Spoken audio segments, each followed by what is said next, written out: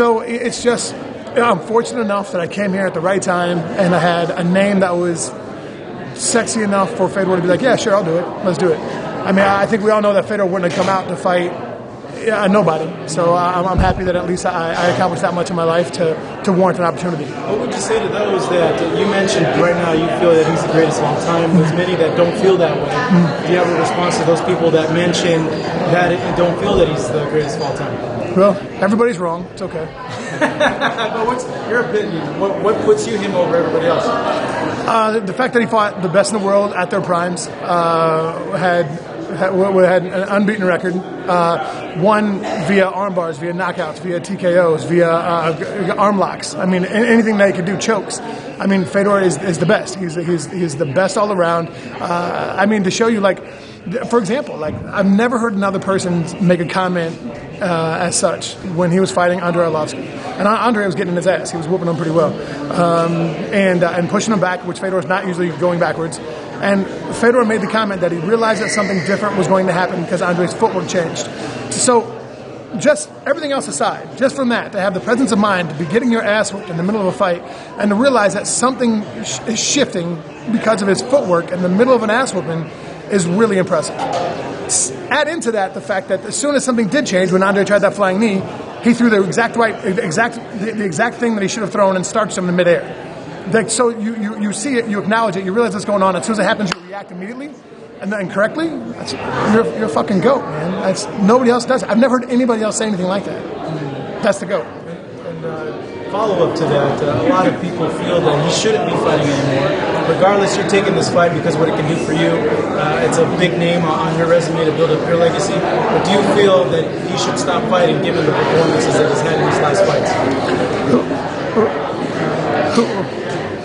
Who am I to say that? Like, like, Fedor is Fedor. Fedor can do whatever Fedor wants. Do I think I'm going to win? Yeah, absolutely. Do I think I'm a dangerous fight for Fedor? Absolutely. Do I think that?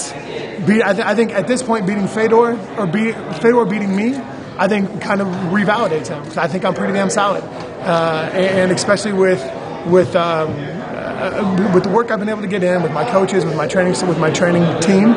I think I'm pretty damn good. And I always say, man, I can beat anybody in the world on any given day.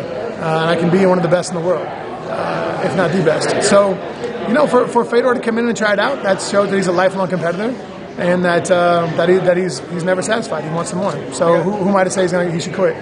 On top of that, too, what do you make of the criticisms of his past competition? Many bring that up, that the last guys he's fought at his weight class at heavyweight haven't been the elite. What do you make of all that criticism, and do you agree with it? I don't know. I feel like a real dark cloud like Linus over you right now. I'm just asking. Right? Yeah. Like, I don't know, man. I don't put time into that. I don't have an opinion on it. Like, people want to say, the only person I've ever heard say that is Chael, and he's just tongue in cheek, just dicking around with people.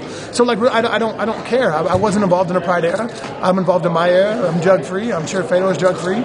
So the fact that his people that the people he beat, maybe he was on steroids, maybe they were on steroids, maybe they weren't, maybe they were the best or not the best past the prime. I don't care. I care. February 18th, I'm going to go in there and I'm going to punch Fedor in his face, and Fedor is going to punch me in my face, and hopefully I can avoid more than I give.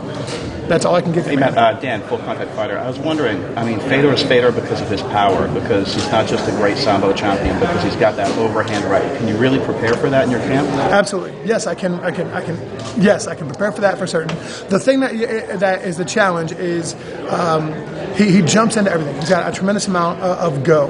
So he closes distance very quickly.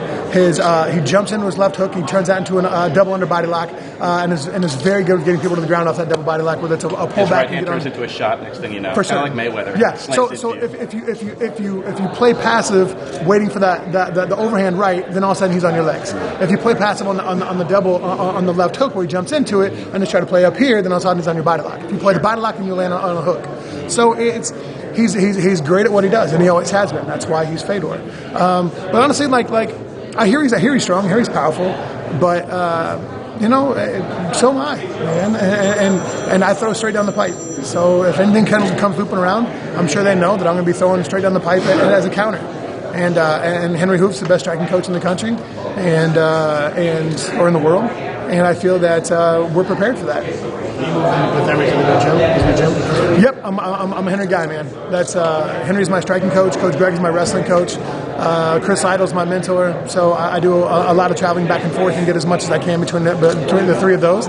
But my team, two-ton, which is Charles Stanback and Ed Jones, I call him Butta. There's nobody in the world I've ever met that has refrigerator strength like him.